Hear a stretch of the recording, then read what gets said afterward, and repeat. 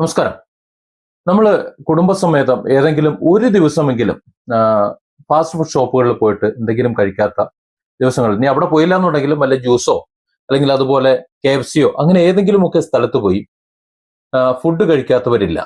ഈ അടുത്ത കാലത്ത് നമുക്കറിയാം, KFCയിൽ നിന്ന് ആ, കഴിച്ചിട്ടുള്ള ചിക്കൻ, കേടുവന്ന ചിക്കൻ, കൊഴുത്ത ചിക്കൻ എന്ന് പറഞ്ഞാൽ സ്മെല്ലായ ചിക്കൻ അവിടെ നിന്ന് ലഭിച്ചു എന്ന രീതിയിൽ വാർത്ത മറ്റു കാര്യങ്ങളൊക്കെ വന്നിരുന്നു. പക്ഷെ ആ KFC അടച്ചു പൂട്ടിയതായിട്ടോ അവിടെ ഈ ബന്ധപ്പെട്ട ഉദ്യോഗസ്ഥർ ചെന്ന് സീൽ ചെയ്തതായിട്ടോ ഒരു വാർത്ത വന്നില്ല. അതിന് കുറച്ച് വിറയ്ക്കും. അത് തന്നെയാണ് അതിന്റെ പ്രധാനപ്പെട്ട കാരണം. അവിടെ ചിക്കൻ മാത്രമാണ് ഉള്ളത്. അതുകൊണ്ട് തന്നെ അത് ആ സ്ഥാപനത്തിന്റെ പാചകത്തിന്റെ അല്ലെങ്കിൽ ആ ഭക്ഷണത്തിന്റെ കേട് തന്നെയാണ് എന്ന് നമുക്ക് 100% ഉറപ്പിക്കാം. എന്നാലും അങ്ങോട്ട് കയറാൻ കുറച്ച് വിറയലുണ്ടാകും ചിലതിനൊക്കെ എന്നത് സത്യമാണ്. എന്നാൽ കഴിഞ്ഞ ദിവസം അൽറീം കുഴിമന്തി, നമുക്കറിയാമല്ലോ, അവിടെ ഫുഡ് കഴിച്ച കുറച്ചു പേർ ഭക്ഷ്യവിഷബാധയേറ്റ് ആശുപത്രിയിലാണ്. ഏതാണ്ട് 10-600 പേർ അവിടെ നിന്ന് ഭക്ഷണം കഴിച്ചിട്ടുണ്ട്. അതിൽ നിന്ന് വളരെ കുറച്ചു പേർ മാത്രമാണ് ആശുപത്രിയിലാകുന്നത്. അത് മറ്റുള്ളവർക്ക് ഒരുപക്ഷെ രോഗപ്രതിരോധ ശേഷിയും ഒക്കെ കൂടുതലുണ്ടാകാം. അതുകൊണ്ടായിരിക്കാം. കുഴിമന്തിയെ കൊല്ലണം, കുഴിമന്തി ഇവിടെ പാടില്ല, അറേബ്യൻ ഭക്ഷണം, അത് മുസ്ലിങ്ങൾ ഉണ്ടാക്കുന്ന ഭക്ഷണം, മുസ്ലിം പേര്, അൽ റീം എന്ന പേര് തന്നെ പ്രശ്നം, ഈ രീതിയിലൊക്കെ സംസാരിക്കുന്നവരുമുണ്ട്. അപ്പൊ അതേക്കുറിച്ച് കുറച്ച് കാര്യങ്ങൾ പറയാതിരിക്കാൻ പറ്റില്ല.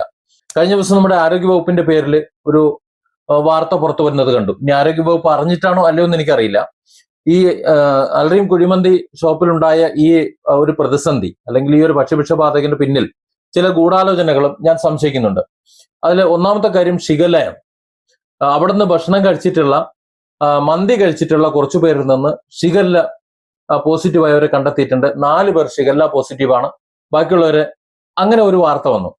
സത്യത്തിൽ ഇതാണ് എന്നെ സംശയിക്കാനിടയാക്കിയത്. എന്റെ അറിവിൽ ഈ ഷിഗല്ല ബാക്ടീരിയ എന്ന് പറയുന്നത് 70 ഡിഗ്രിയോ അതിൽ കൂടുതൽ താപനിലയിലോ നിൽക്കില്ല.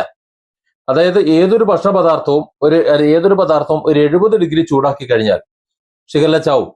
വെള്ളം തിളയ്ക്കാൻ വേണ്ടി 100 ഡിഗ്രി വേണമെന്ന് നമുക്കറിയാലോ. അപ്പോൾ തിളപ്പിച്ചാറിയ വെള്ളത്തിൽ ഷിഗല്ല ബാക്ടീരിയ ഉണ്ടാവില്ല. ഇനി മന്തിന്റെ അവസ്ഥ എന്താ? കുഴിമന്തിയാണ്. അടിയില് കനല് ആയിട്ട് ആ കനലിലേക്ക് ഇറക്കി വെച്ച് അതിഭീകരമായ മർദ്ദത്തിലും ചൂടിലും ആ കോഴിയും അതേപോലെ അരിയും അത് വെന്ത് ഒന്നായി ചേരുന്ന ഒരു അവസ്ഥയാണ് ഈ കുഴിമന്തി എന്ന് പറയുന്നത്. ഭീകരമായ ചൂടാണ്. ഒരാൾ അതിനകത്ത് ഇറങ്ങിയിരിക്കണമെന്നുണ്ടെങ്കിൽ അതും കൂടെ വെണ്ണീറായി പോകും.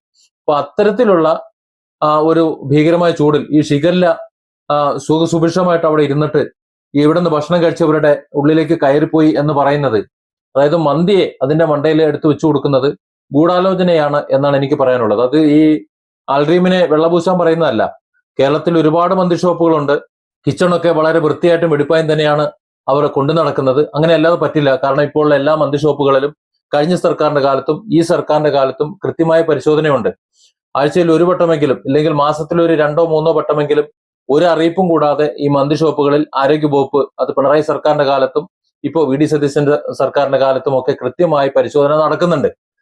അപ്പോൾ കിച്ചണ് എന്തെങ്കിലും ഒരു വൃത്തികേടോ മറ്റു കാര്യങ്ങളോ ഉണ്ട് എന്നുണ്ടെങ്കിൽ അവർ കൃത്യമായ നടപടിയെടുക്കും.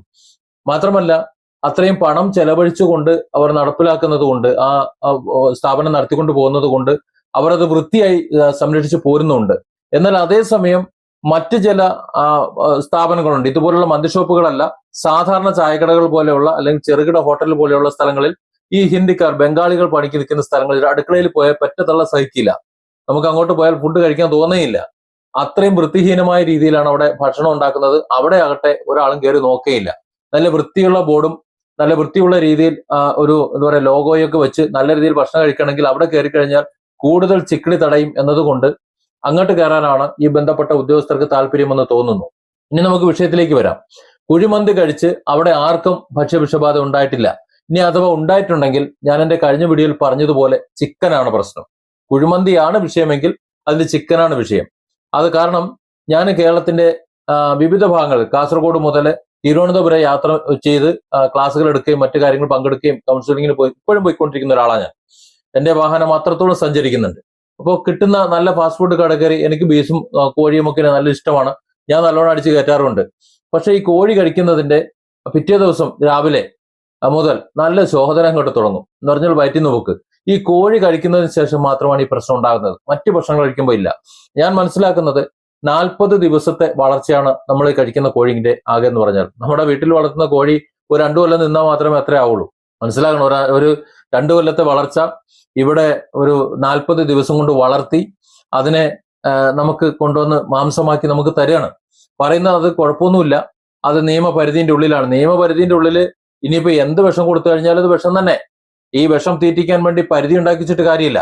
അപ്പോ ഈ കോഴി ഒന്ന് പരിശോധിക്കണം. കാര്യം ഈ ശോധനയും ഛർദിയുമാണ് ഇവർക്ക് വന്നിട്ടുള്ളത്. ഈ വന്ന മുഴുവൻ ആൾക്കാർക്കും വിഷബാധ ഏറ്റ മുഴുവൻ ആൾക്കാർക്കും വയറ്റുന്നു പോക്കും ഛർദിയാണ് ഉണ്ടായിട്ടുള്ളത്.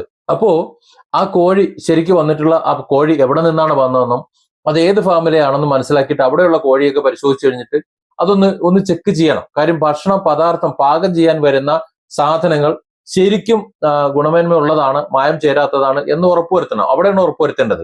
അല്ലാതെ ഇത് വെച്ചുണ്ടാക്കി കൊടുക്കുന്നിടത്തല്ല ഉറപ്പുവരുത്തേണ്ടത്. പിന്നെ അവിടെ ഭക്ഷ്യവിഷബാധ ഏറ്റിട്ടില്ലേ? ഉണ്ടാകാം. അത് മന്തിയിൽ നിന്നല്ല.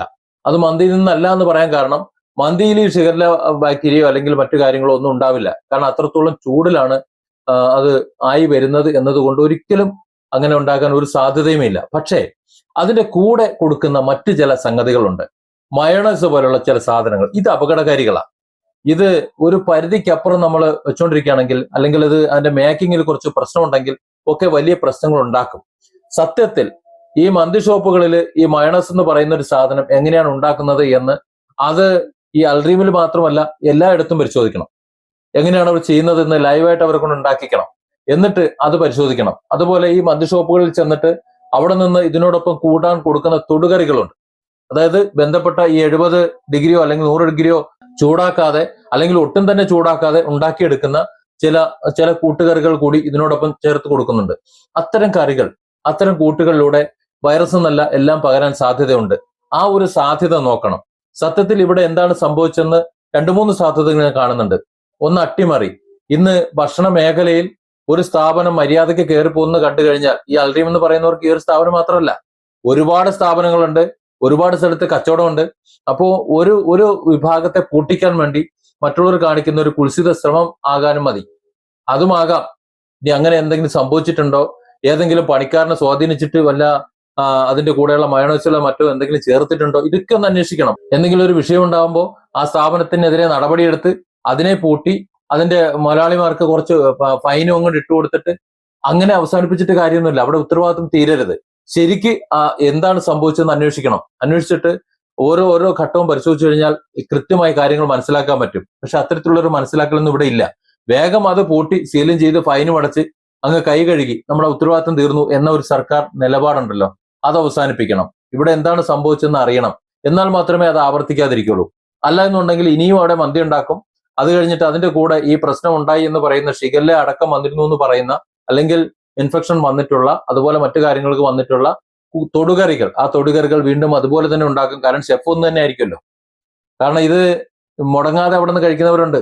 അവിടെ ആഴ്ചയിൽ 1, 2, 3 ദിവസമൊക്കെ മന്തി പോയി കഴിക്കുന്നവരും അവിടുത്തെ സ്ഥിരം പറ്റുകാരായിട്ടുള്ളവരുമായിട്ടുള്ള ഒരുപാട് പേരുടെ വീഡിയോകൾ പലയിടത്തും നമ്മൾ കണ്ടു. കാരണം സ്ഥിരമായി കഴിക്കുന്നവരുണ്ട്. അവരൊക്കെ പറഞ്ഞത് ഞങ്ങൾക്ക് ഇതുവരെ ഒന്നും വന്നിട്ടില്ല, ഞങ്ങൾ സ്ഥിരമായി കഴിക്കുന്നവരാണ്, അല്ലെങ്കിൽ ആഴ്ചയിൽ ഒരു ദിവസമെങ്കിലും വന്ന് കഴിക്കുന്നതാണ്, ഇതുവരെ ഞങ്ങൾക്ക് അത്തരത്തിലുള്ള വിഷയങ്ങളൊന്നും ഉണ്ടായിട്ടില്ല എന്നാണ്.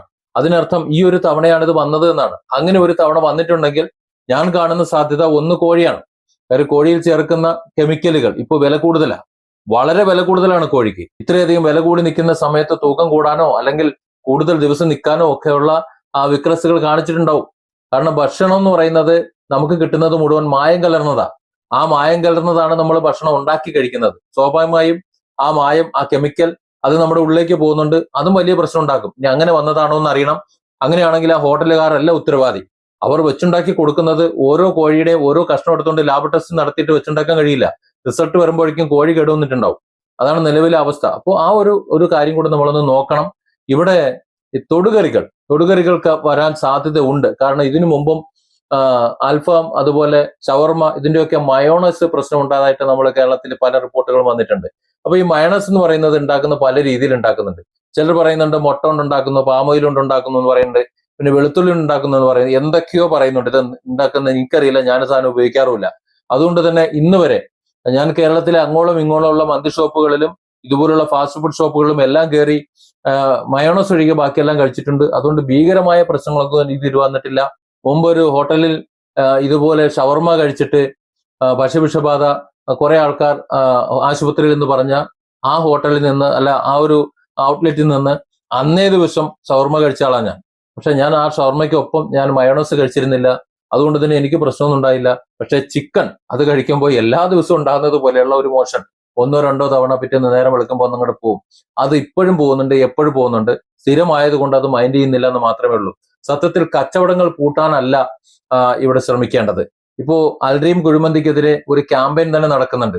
അത് തെറ്റാണെന്നാണ് എനിക്ക് പറയാനുള്ളത്. കാരണം അത് അൽറീം കുഴിമന്തിയുടെ പ്രശ്നമല്ല, അവരുടെ പ്രശ്നമായി നമ്മൾ കാണുന്നതാണ്. കാരണം ആരുടെയെങ്കിലും മണ്ടയില് ആ ഉത്തരവാദിത്വം അടിച്ചേൽപ്പിച്ചിട്ട് നമ്മൾ തടിയൂരുക എന്ന് പറയുന്നത് ഒരു സുഖമുള്ള ഏർപ്പാടാണല്ലോ. അതിനാണ് എല്ലാവർക്കും താല്പര്യം. അതുകൊണ്ട് ഇവിടെ കച്ചവട സ്ഥാപനങ്ങളും എല്ലാം വളരണം, അവർക്ക് ശുദ്ധമായ ഭക്ഷണം കിട്ടണം. വൃത്തിയും വെടുപ്പോടു കൂടി തന്നെയാണ് ഇത്തരം സ്ഥാപനങ്ങൾ ചെയ്യുന്നതെങ്കിലും അവർക്ക് കൊടുക്കുന്ന തൊടുകറികൾ, ആ തൊടുകറികൾ ബന്ധപ്പെട്ട എല്ലാ സ്ഥാപനങ്ങളും ഒന്ന് നോക്കണം.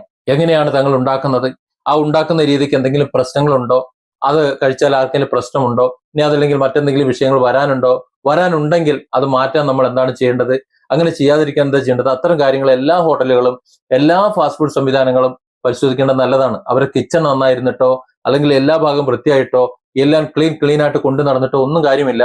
ആ വിളമ്പുന്ന തൊടുകറികൾ, പ്രത്യേകിച്ച് മയോണൈസ്, അത് പ്രശ്നകാരിയാണ് എന്നുണ്ടെങ്കിൽ വേറൊന്നും പറഞ്ഞിട്ട് കാര്യമില്ലല്ലോ. അപ്പൊ ആ ഭാഗമാണ് ചിന്തിക്കേണ്ടത്. ഇതിന്റെ പിന്നിൽ ഒരു അട്ടിമറി ഉണ്ടോ എന്ന് നോക്കണം. കാരണം ഒരുപാട് ഔട്ട്ലെറ്റുകൾ അവർക്കുള്ളതാണ്.